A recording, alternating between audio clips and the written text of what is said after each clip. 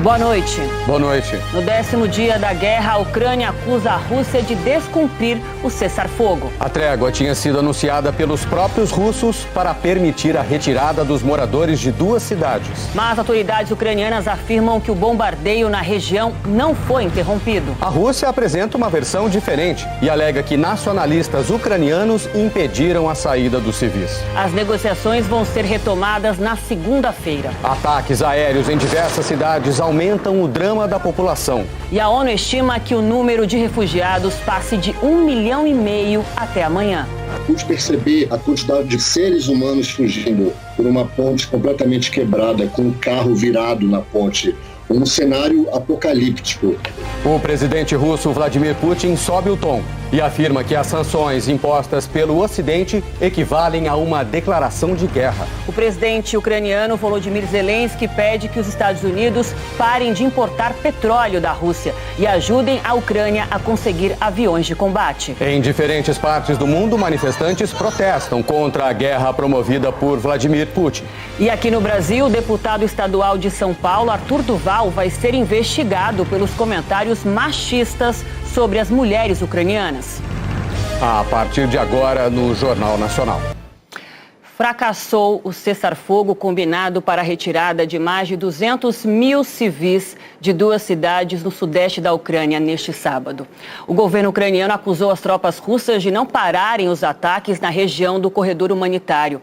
A Rússia negou. As informações com os enviados especiais à Polônia, Rodrigo Carvalho, Rossalinas e Hernani Lemos. A Rússia tinha anunciado um cessar-fogo temporário de 5 horas para idosos, mulheres e crianças poderem ir embora de 2 cidades do sudeste da Ucrânia, Volnovakha e Mariupol. As pessoas sairiam por esse corredor humanitário, um trajeto combinado entre russos e ucranianos. Em Volnovakha, alguns grupos até conseguiram sair, 400 pessoas ao todo. Um deputado descreve o cenário da cidade como terra arrasada, com corpos no chão e abrigos antiaéreos sem comida. Daí a importância de levar embora o máximo de pessoas de lá. Mas o governo da Ucrânia disse que as tropas russas quebraram o acordo. A vice-primeira-ministra ucraniana, Irina Vereshchuk, falou que às 11h45 da manhã, no horário local, menos de 3 horas depois do acordo entrar em vigor, a Rússia começou a bombardear a cidade usando artilharia pesada.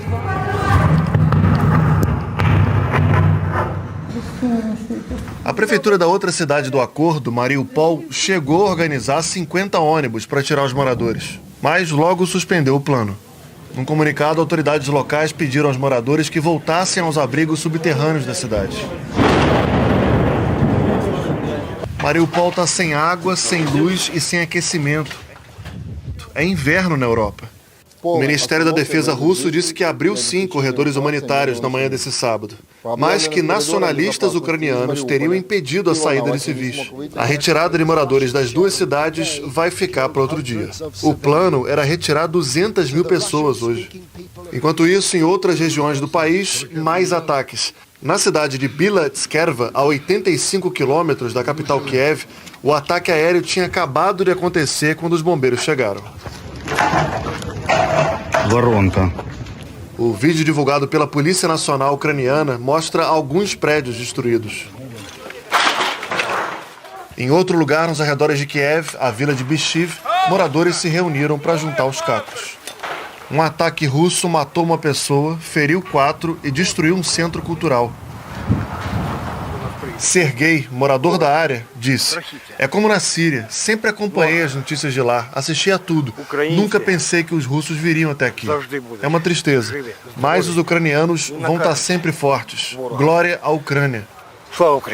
Em Kherson, cidade portuária tomada pelos russos na última quinta-feira, moradores foram para a rua protestar contra a invasão. Eram 2.000 pessoas cantando o hino nacional e gritando frases como "os russos vão para casa" e "Kherson é a Ucrânia".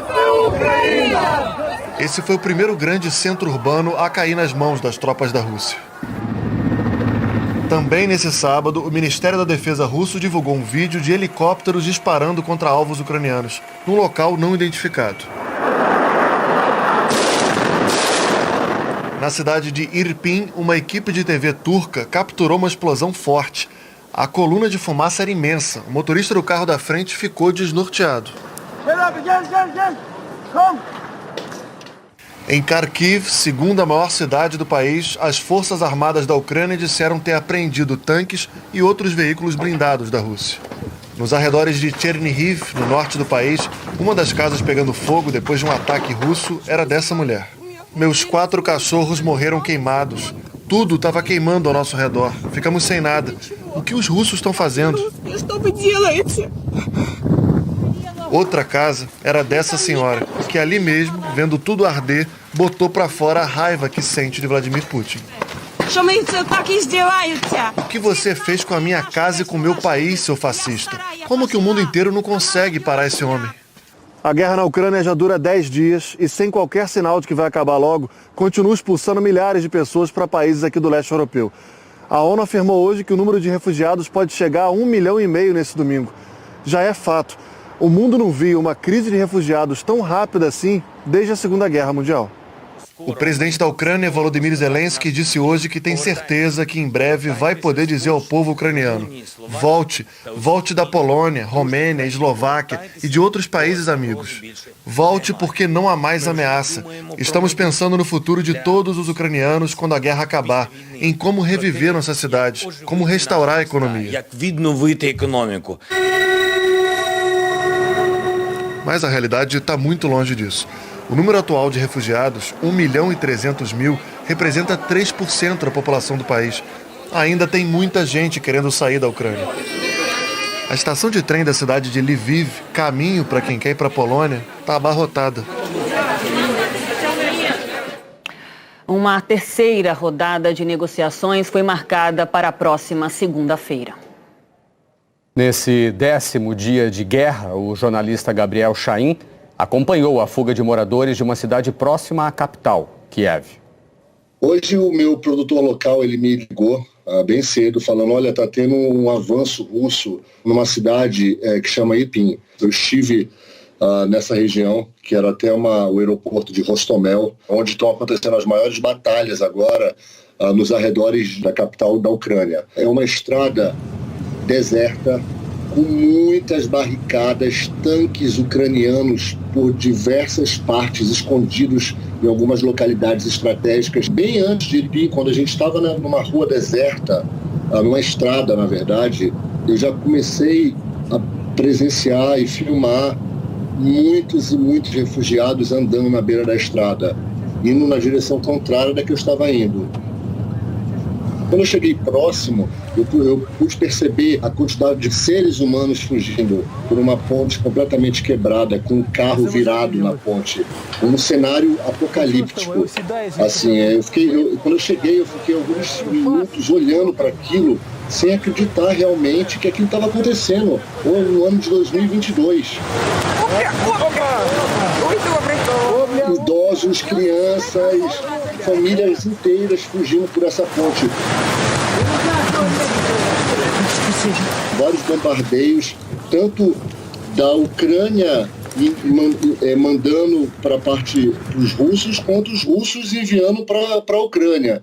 Então isso fez com que os civis eles ficassem mais desesperados em relação à fuga. Dava para escutar barulho de tiro, de bomba, acontecendo a 1 quilômetro de distância.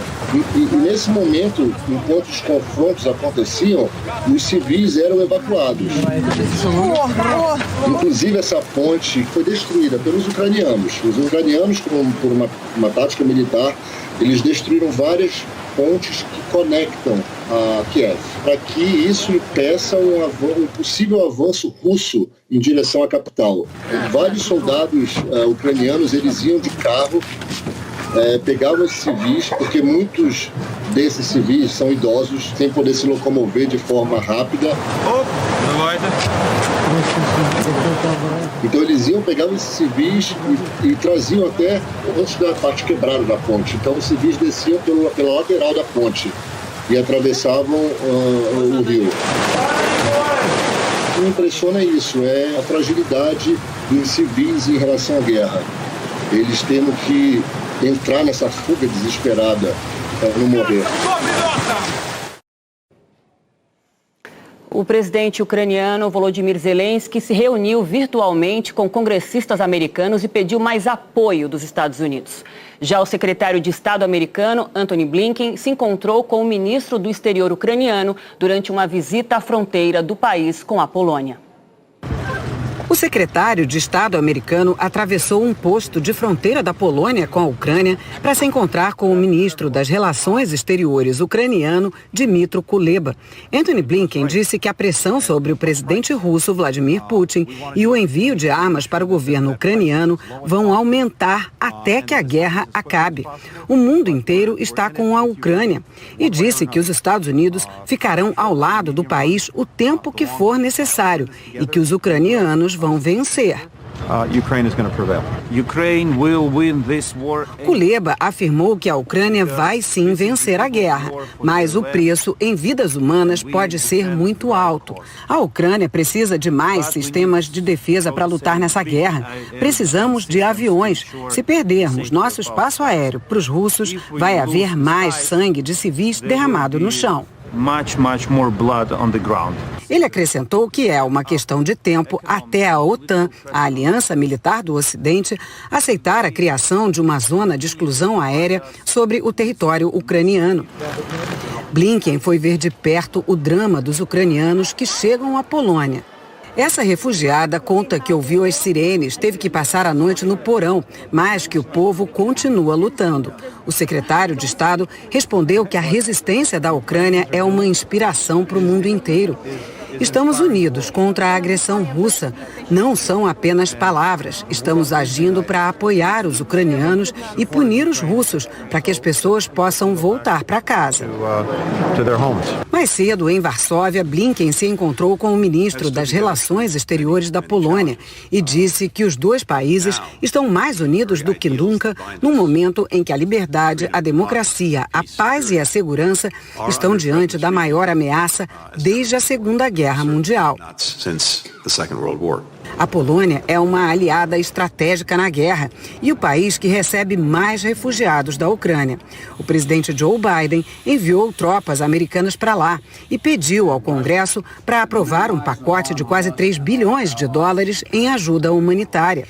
Em Washington, deputados e senadores americanos conversaram por videoconferência com o presidente da Ucrânia. Volodymyr Zelensky voltou a pedir a criação de uma zona de exclusão aérea para deter o avanço das forças russas, além do envio de mais aviões militares e a suspensão das importações americanas de petróleo da Rússia, uma proposta que a Casa Branca analisa diante da pressão feita por congressistas. Nos próximos dias, o Congresso americano deve aprovar o envio de 10 bilhões de dólares para a Ucrânia.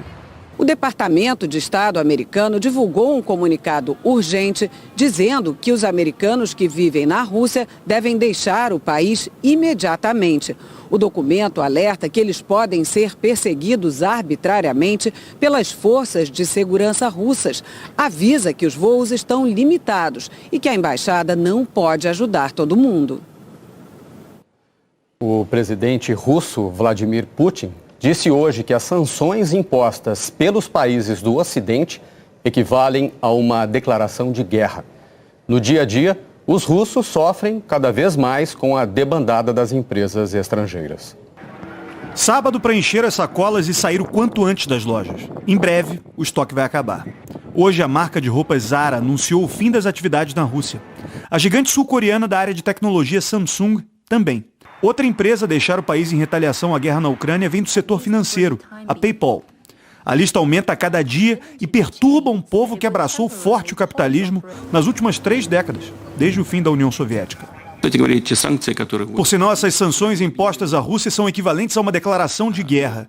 Mas, graças a Deus, a gente ainda não chegou lá, disse Vladimir Putin. O presidente russo falava com um grupo de aeromoças da maior companhia aérea do país, a Aeroflot. Hoje, todos os voos dessa empresa e de outras 2 subsidiárias foram suspensos por tempo indeterminado. Na TV oficial russa, as aeromoças eram só compreensão com Putin.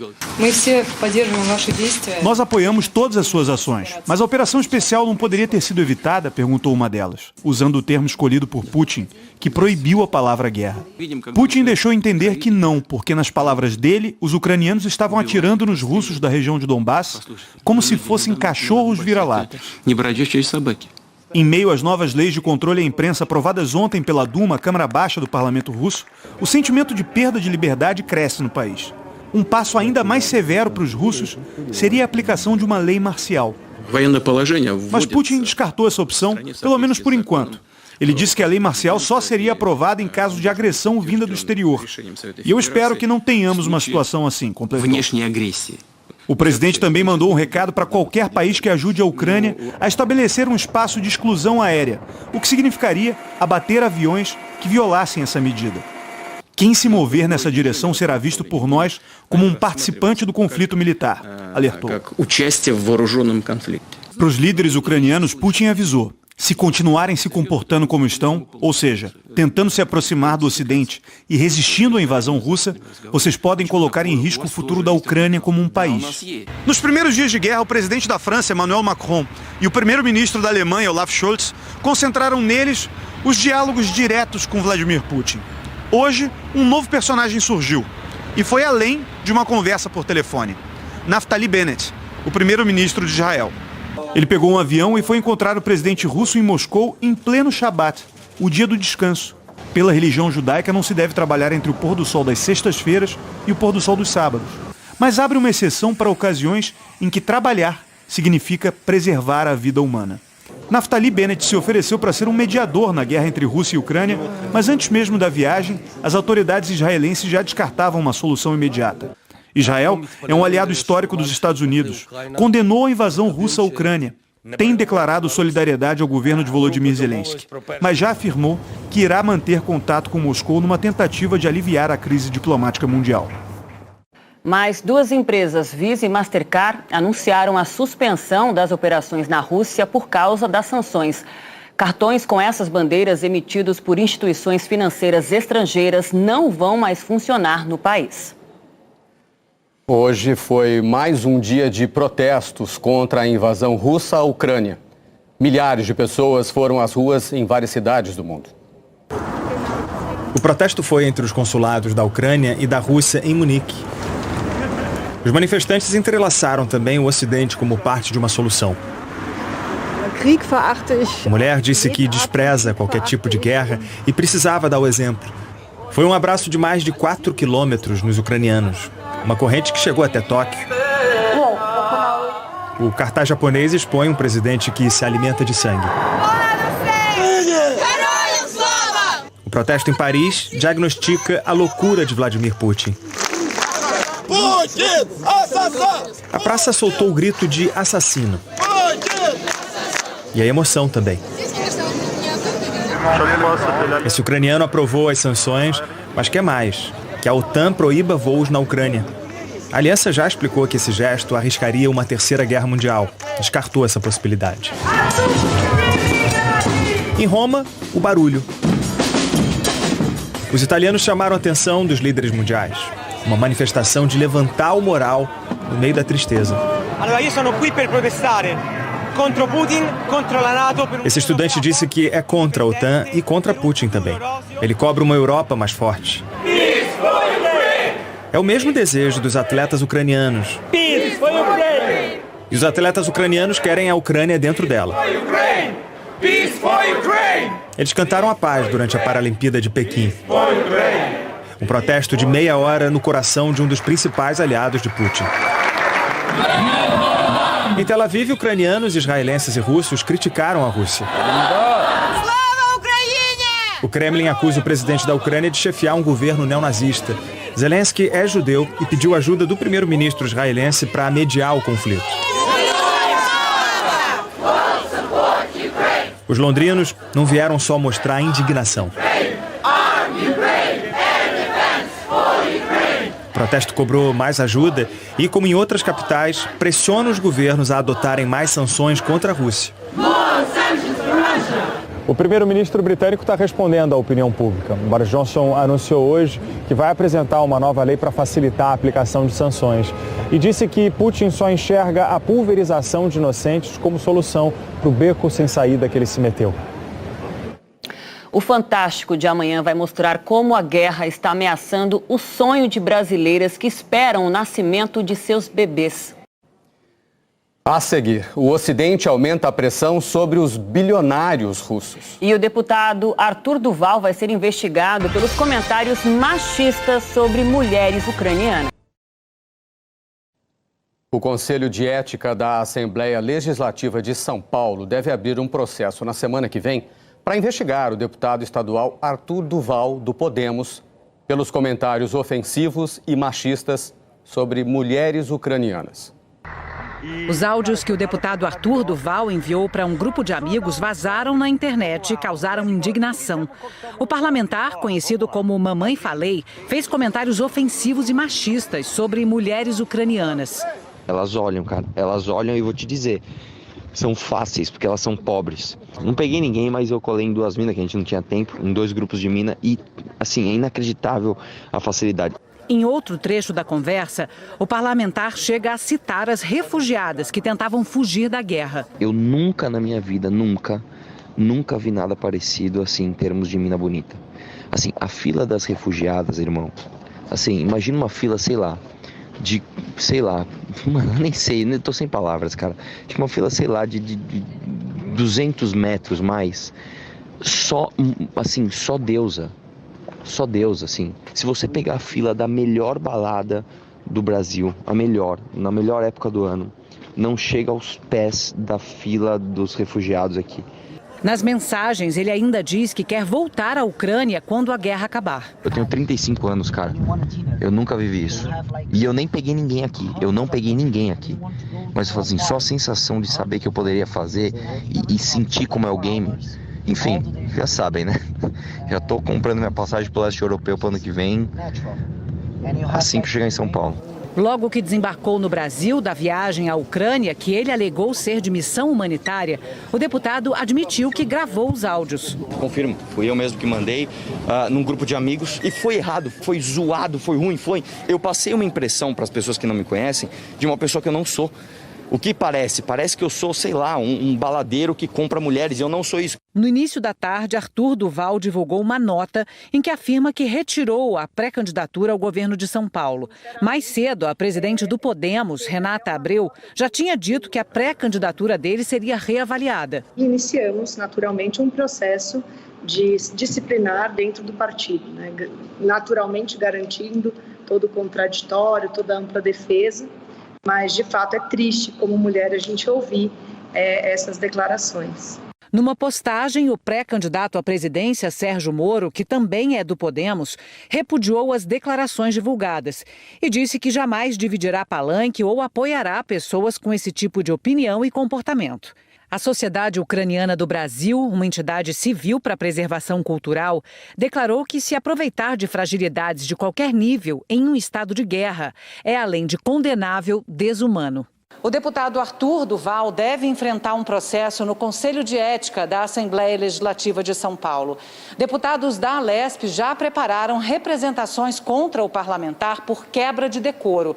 A punição pode ser de uma simples advertência até a perda do mandato. Eu considero um caso bastante grave, porque as palavras atingiram duramente as mulheres da Ucrânia. E quando uma mulher é atingida no mundo, nós todas nos sentimos, contaminadas pela dor dessas mulheres. A sociedade exige resposta, essa resposta será dada pela Comissão de Ética.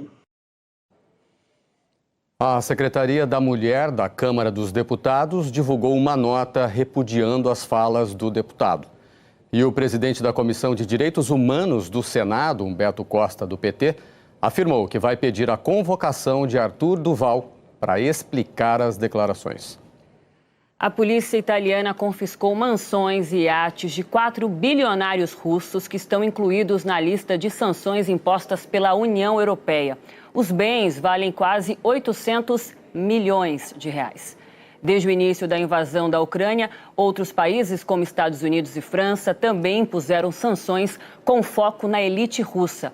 O correspondente Felipe Santana explica quem são os chamados oligarcas e como eles estão ligados a Vladimir Putin. O iate ia ficar em manutenção até o dia 1º de abril, mas quando tentava zarpar, antes do fim do serviço, foi apreendido por autoridades francesas. O Amore Vero tem uma academia e um salão de beleza. Seu dono é Igor Sekin, presidente da Rosneft, uma das maiores petrolíferas do mundo. 75% da empresa são controlados pelo governo russo. Igor Sekin era chefe de gabinete de Putin quando ele era vice-prefeito de São Petersburgo e foi nomeado chefe de gabinete quando Putin chegou à presidência. Em 2004, foi escolhido para chefiar a petrolífera. Depois da invasão da Ucrânia, o que Europa e Estados Unidos prometem é desatar exatamente esses laços entre dinheiro e poder que, segundo o Tesouro americano, sustentam a guerra. Esses bilionários próximos de Putin são conhecidos como oligarcas. Oligarquia vem do grego antigo e significa governo de poucos. E esse governo começou quando a União Soviética acabou. Quando o comunismo deu lugar ao capitalismo, o economista sueco Anders Aslund foi um dos conselheiros econômicos do então presidente Boris Yeltsin. Ele contou ao Jornal Nacional que acompanhou o nascimento dos oligarcas. Ele explica que eram jovens muito bem educados que viraram grandes negociadores. Eles começaram a comprar petróleo muito barato do governo e revender para o resto do mundo a preço de mercado. Assim, enriqueceram e fundaram bancos. Depois, na época das privatizações, através de contatos no governo, conseguiram comprar as maiores empresas estatais russas. Quando Putin chegou ao poder, no ano 2000, prometeu uma caçada a esses oligarcas e conseguiu afastar a maioria do poder.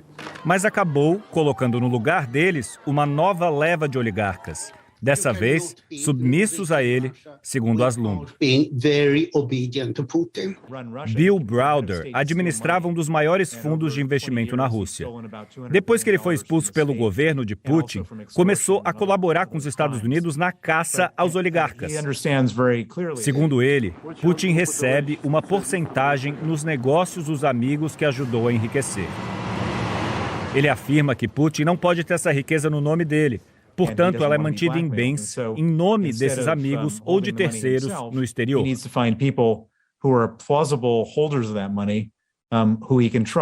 Segundo estimativas do economista e também da imprensa internacional, a fortuna de Putin estaria estimada em 200 bilhões de dólares. São muitos os artifícios usados para esconder esses bens, como colocar em nome de terceiros ou em nome de empresas. Por isso é difícil estimar quantos imóveis eles têm aqui em Nova York. Mas são muitos, e muitos deles permanecem vazios.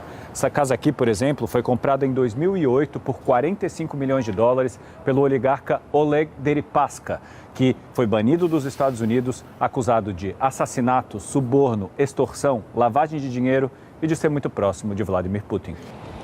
O que chama atenção na lista dos Estados Unidos são as ausências de alguns nomes muito conhecidos, como Dmitry Rybolovlev, que vendeu a obra de arte mais cara da história, o Salvator Mundi, atribuída a Leonardo da Vinci. Ou o do dono do Chelsea, Roman Abramovich, que colocou o clube à venda essa semana. Ele é conhecido como banqueiro de Putin. Aslund explica que muitos deles não têm só conexões na Rússia, mas também no Ocidente. São grandes doadores de grandes instituições nos Estados Unidos e na Europa. São tão poderosos que são intocáveis, mesmo por aqui. Para o ex-conselheiro de Boris Yeltsin, Putin não é um presidente, mas um homem que rouba o Estado para enriquecer. Nas palavras dele, um gangster, que vai fazer de tudo para não perder o poder e o dinheiro que veio com ele. O conflito no leste europeu também já afeta as exportações brasileiras. As ligações comerciais encurtam as distâncias do mapa. É por isso que, mesmo longe, o Brasil não escapa dos abalos do terremoto econômico provocado pela guerra no leste europeu. Gigantes do transporte marítimo suspenderam as rotas para a Rússia e para a Ucrânia, o que significa carga parada nos portos à espera de uma solução na zona de conflito.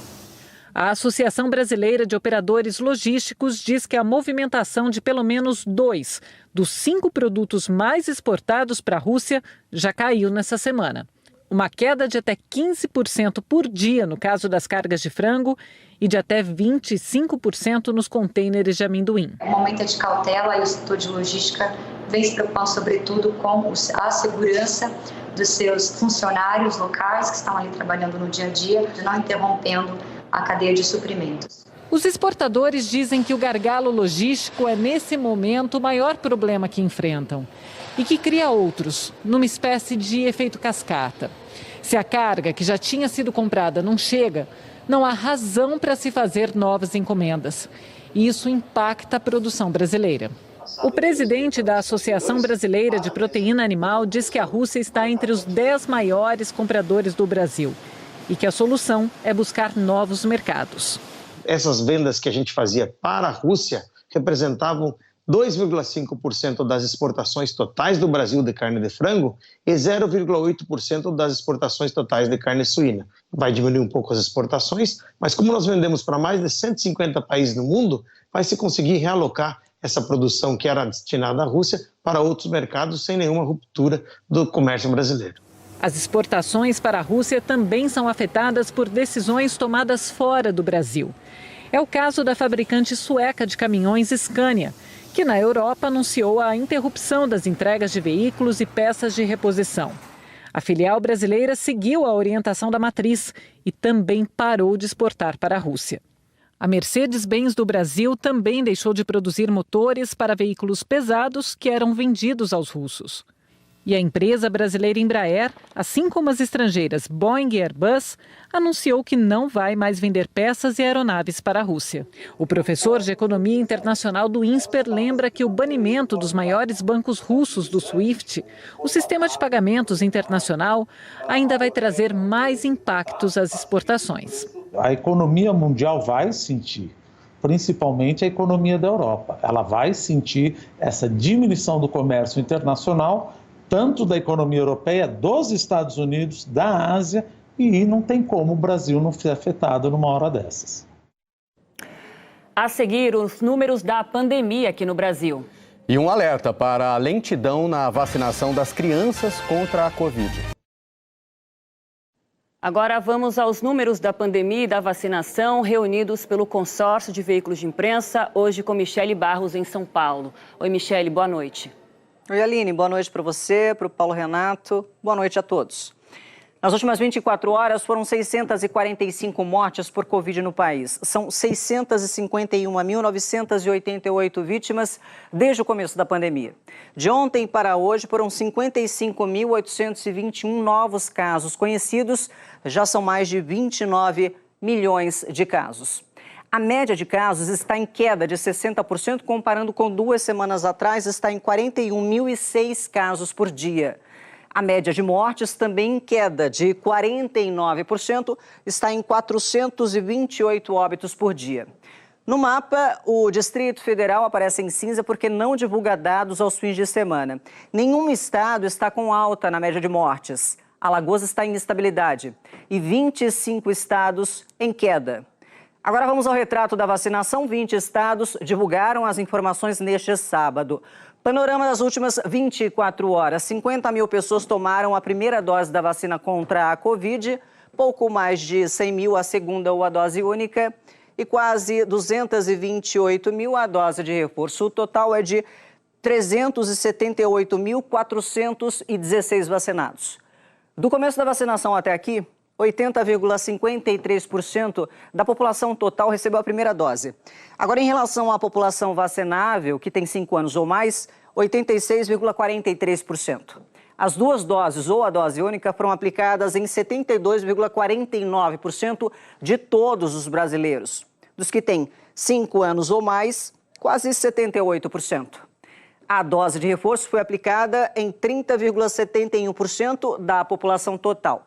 A partir de 18 anos, população vacinável, 40,77% receberam esse reforço. No mapa, em verde escuro, os estados mais avançados na vacinação completa da população que pode ser imunizada. São Paulo e Piauí são os primeiros. Outras informações sobre a vacinação, também sobre a pandemia, em g1.com.br/coronavírus. Aline, Paulo Renato. Obrigada, Michele. Obrigado.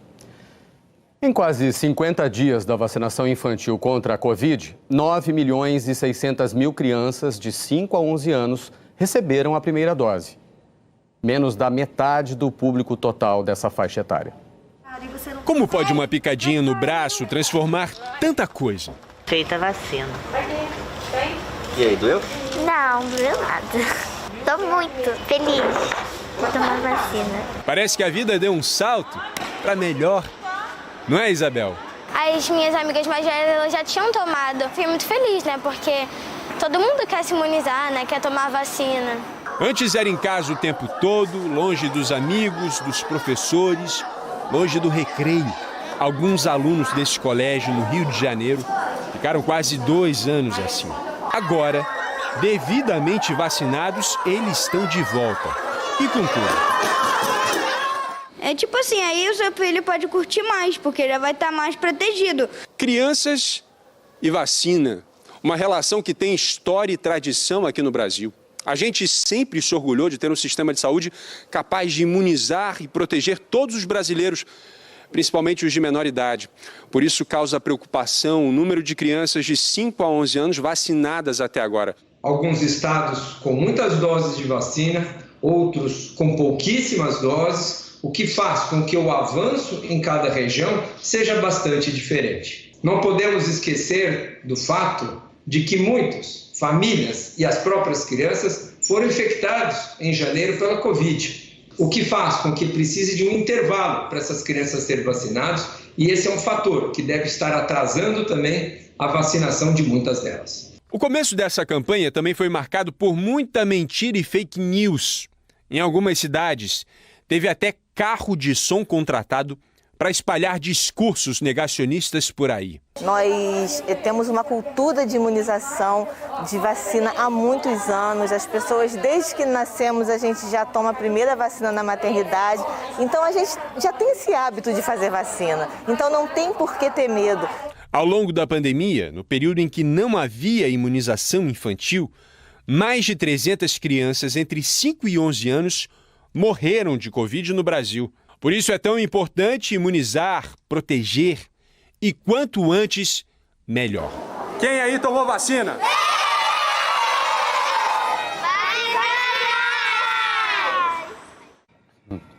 O Ministério da Saúde afirmou que articulou ações de estímulo à imunização infantil, incluindo campanha na TV, rádio e internet. Foi reaberta a temporada de cruzeiros marítimos aqui no Brasil. Essas viagens estavam suspensas desde janeiro por causa do aumento de casos de Covid entre tripulantes e passageiros. A retomada das viagens a partir de hoje foi autorizada pelo Ministério da Saúde na quinta-feira. E agora há pouco, o navio de uma companhia de cruzeiros deixou o Porto de Santos com 2.500 passageiros. Todos precisaram apresentar comprovante de vacinação completa e teste negativo para a Covid. O prazo para a entrega de declaração do imposto de renda começa na segunda-feira e neste ano será menor. O escritório de contabilidade em Belo Horizonte já vem recebendo visitas. O Samuel organizou a documentação ao longo do ano. Não quero realmente ter que esquentar a cabeça, chegar nos dias finais de entrega e meu negócio é resolver o mais rápido possível. A declaração deve ser feita entre os dias 7 de março e 29 de abril, sem prorrogação, ou seja, sem um tempo extra que os contribuintes tiveram, como nos 2 últimos anos por causa da pandemia. A Receita espera receber pouco mais de 34 milhões de declarações. Precisa declarar quem no ano passado teve rendimentos tributáveis acima de R$ 28.559. O contribuinte pode instalar o programa do imposto de renda no computador, baixar o aplicativo no celular ou fazer o preenchimento online no site da Receita Federal. Toda a atenção é importante na hora de preencher as informações. No ano passado, mais de 869 mil declarações ficaram retidas na malha fina. O modelo da declaração pré-preenchida pode ajudar. Você consegue comparar a pré-preenchida com a documentação que você entregou. E às vezes ali mesmo você já vê ali uma despesa de escola, alguma coisa que você tenha esquecido de entregar. Quem já tem o cadastro no site gov.br com níveis de segurança mais fortes, chamados prata e ouro, poderá fazer a pré-preenchida a partir de 15 de março. O mais importante, segundo a Receita, é entregar o quanto antes, a tempo de corrigir alguma informação, se for necessário. Dá tempo de transmitir a declaração e 2 ou 3 dias depois consultar para ver se está tudo bem, para ver se a declaração dele não está na malha. Sempre muita cautela nesse preenchimento. O programa para a entrega da declaração também só vai estar disponível na segunda-feira. A seguir, o drama dos brasileiros que ainda não conseguiram sair da Ucrânia. E a previsão do tempo para todo o país. A guerra na Ucrânia forçou a saída de 150 brasileiros que deixaram tudo para trás e já conseguiram voltar ao Brasil. Mas ainda há brasileiros tentando escapar do conflito e cruzar a fronteira para outros países do leste europeu. Um dia depois de chegar em Dnipro, no sudeste da Ucrânia, o jogador de futebol Felipe Pires acordou com o país sob ataque russo. Sem jogar uma partida pelo novo clube, ele conseguiu cruzar a fronteira com a Romênia e retornar ao Brasil. Eles falam que não vai passar ninguém, só vai passar mulher e criança. Você fica assustado, né? Você fica em estado de choque, mas depois que passamos foi um alívio muito, muito grande, sabe? Quem permanece na Ucrânia sabe que sair daquele país está mais difícil e perigoso depois de 10 dias de guerra. O Itamaraty diz que 28 brasileiros estão nessa condição. Eles mantêm contato com a embaixada brasileira enquanto viajam pela Ucrânia. E a maioria quer voltar para o Brasil. Everton da Silva, jogador de futsal, não sabe como e quando vai sair da Ucrânia. Hoje ele está com mais 2 brasileiros em Kherson, onde há bombardeios e estradas bloqueadas. Acredito que nesse momento não vai abrir, né?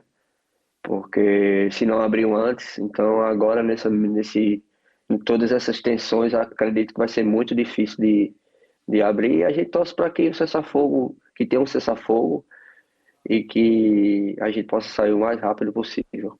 Em uma das poucas vezes que saiu do abrigo, ele gravou um protesto de ucranianos contra soldados russos. Além do perigo, Everton viu de perto o desabastecimento. Geralmente, assim, alguns mercados às vezes não tem praticamente nada, né? Já acabou tudo e ninguém reabasteceu. Hoje conseguimos contato com 3 jogadoras de futebol brasileiras que fogem da guerra: Gabriela, Kedma e Lidiane. A gente está com a voluntária e muitos deles também já conhecem ela, porque ela tem ajudado não só as pessoas que querem sair, mas as pessoas que estão em abrigos aqui. Elas saíram de trem da cidade de Kryvyi Rog, que fica no sudeste do país. Passaram por Lviv, no oeste da Ucrânia, onde conseguiram alimentos. Agora estão a caminho de Zozin, na Polônia. A viagem, no meio da noite, já durava mais de 24 horas. Mas depois de tudo que a gente passou, acho que está começando a vir um alívio, um certo alívio. Nossa cidade estava ali situada no meio e as outras cidades estavam sendo atacadas, então isso era um medo pra gente. E tinha sirenes e toda vez que tocava a sirene vinha aquele medo da gente não saber o porquê da sirene está tocando agora. Será que estão vindo atacar ou será que vai acontecer alguma coisa? Enquanto a gente falava com a Gabriela, o carro que as jogadoras viajavam foi parado em uma barreira de militares ucranianos. A entrevista é interrompida por alguns instantes. Olha, eu vou ter que... Não, pode continuar falando, você não pode... A gente vai passar por uma barricada agora. Não, pode ficar falando com ela, a gente só não pode fazer a passagem. Não é tenso assim, mas é uma coisa que eu não queria estar vivenciando. A guia brasileira e os soldados ucranianos se comunicam em inglês. English? No Ukrainian. Okay. Thank you. Bye. Clara Martins, a guia que trabalha como voluntária na Brazucra, organização que ajuda os brasileiros na Ucrânia, conhece bem o caminho. Pelo papel aqui da organização que eu represento dentro da Ucrânia, a gente tem livre passagem em várias barreiras também, né? 2 jogadoras no carro querem voltar para o Brasil. Gabriela vai reencontrar os pais em Portugal. Elas ainda tinham pela frente mais 60 quilômetros. Até a fronteira com a Polônia, ainda vão ter que parar em outras 24 barreiras. E só aí vão deixar a guerra para trás. Essa guerra promovida por Vladimir Putin também teve consequências na Fórmula 1. A equipe americana Haas rompeu o contrato do piloto russo Nikita Mazepin. Um dos cotados para a vaga do russo é o brasileiro Pietro Fittipaldi, neto do bicampeão mundial Emerson Fittipaldi. Pietro atualmente é piloto reserva da equipe americana. É hora dos gols dos estaduais no Campeonato Paulista. O São Paulo venceu o clássico contra o Corinthians. Com apenas 51 segundos de jogo, Calleri fez o gol da vitória do São Paulo debaixo de muita chuva no Morumbi. 1-0 São Paulo, na estreia do novo técnico corintiano, o português Vitor Pereira. Temporal também em Araraquara, onde o Santos enfrentaria a Ferroviária. Choveu granizo e faltou luz na Arena Fonte Luminosa. Com um apagão, o jogo foi adiado. Agora o Campeonato Carioca. A defesa do Resende bobeou e o Fluminense fez 1-0 com John Arias. O segundo gol também teve participação do John Arias, que passou pelo goleiro e rolou para o Martinelli. 2-0. Nonato marcou o terceiro do Fluminense. No segundo tempo, o zagueiro Heitor escorregou e acabou fazendo gol contra. 4-0 Fluminense, campeão antecipado da Taça Guanabara, o primeiro turno do Carioca. No Campeonato Gaúcho, Da Silva fez 1-0 para o Novo Hamburgo contra o Grêmio. E o Gabriel Silva empatou de cabeça no segundo tempo. Final 1-1. América Mineiro e Vila Nova no Campeonato Mineiro. Gustavo Gressi chutou, a bola desviou e o Vila Nova venceu por 1-0. No Campeonato Catarinense, Lourenço fez o primeiro do Avaí contra o Hercílio Luz. Morato ampliou. E Copete, de pênalti, fechou o placar. 3-0 Avaí. Campeonato Goiano, Alex Bruno fez 1-0 para o Grêmio Anápolis contra o Goiás. De falta, Felipe Bastos empatou. E Vinícius fez o gol da virada. Goiás, 2-1. Amanhã, no Esporte Espetacular, um duelo de motos vai desafiar a gravidade no interior de São Paulo. Além do desafio de motos, o Esporte Espetacular também vai homenagear muitas mulheres. Nosso dia, 8 de março, está chegando. Também teremos lembranças de um clipe do Skank. Agora vamos ver como fica o tempo amanhã em todo o Brasil com a Eliana Marques. Boa noite, Eliana. Boa noite, Paulo Renato. Boa noite, Aline. Boa noite para você. Domingo típico de verão. Curitiba vai ter calor como de Palmas, 30 graus. Em Goiânia, 31, em Vitória, 32 e em Fortaleza, 33 graus. Possibilidade de chuva em quase todo o país, menos no litoral do Rio de Janeiro e em parte de Minas Gerais. Em Belo Horizonte, máxima de 31 graus e no Rio, 36. Em São Paulo, 32 4 acima da média e a chuva ainda pode ser forte num ponto ou outro. Hoje o temporal atingiu principalmente o oeste e o sul da capital paulista. Os bombeiros receberam mais de 100 chamados de queda de árvore. Em Osasco, esse homem subiu no capô do carro para tentar se proteger. Amanhã, além dessa área que vai até o sul de Minas, há risco de temporal também no oeste de Mato Grosso e em grande parte do norte e do nordeste do país. E a chuva vem mais forte e mais volumosa em Aracaju, Maceió, Recife, Teresina e Manaus. No centro-oeste, pancadas de verão também mais isoladas. Já no Rio Grande do Sul, o número de cidades que decretaram emergência por causa da estiagem subiu mais. Em Uruguaiana, a média de chuva do verão é de 424 milímetros, mas até agora só choveu 57. Amanhã chove bastante, só que longe de ser suficiente para repor o que falta. Aliás, esse tipo de chuva aqui só causa mais problemas. E as instabilidades vão chegar até Porto Alegre e também Florianópolis. Uma boa noite, Paulo Renato, Aline. Obrigado, Eliana. O Jornal Nacional termina aqui. Uma ótima noite para você. Boa noite. Que chegue aí pra gente